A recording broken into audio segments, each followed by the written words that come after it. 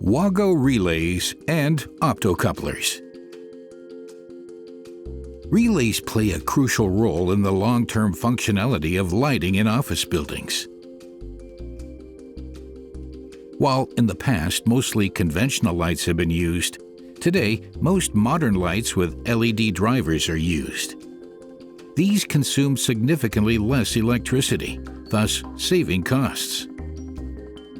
LED drivers are capacitive loads which, when switched on, briefly reach significant current peaks of up to 100 times the nominal current.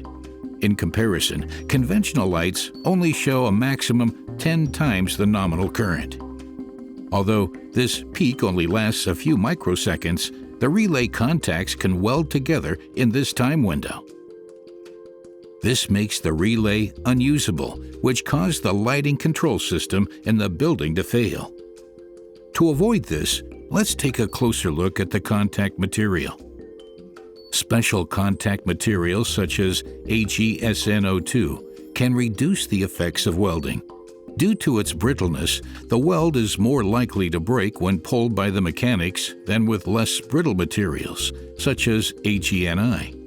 High-strength tungsten can also be used for maximum inrush peaks. There is no welding here. On the other hand, tungsten has the disadvantage of increased contact resistance. Now the contact material must be adapted to the design of the lighting control system. This depends on the respective LED driver and the planned number of luminaires to be switched. For that reason, we at WAGO use two contacts that work in parallel for an optimal result. The first contact, made of tungsten, absorbs the current peak. The second switching contact, made of a highly conductive silver alloy, then manages the operating current. Relays from WAGO guarantee safe operation around the clock and a long service life for all components. That not only makes users in the building happy, but also the scheduler.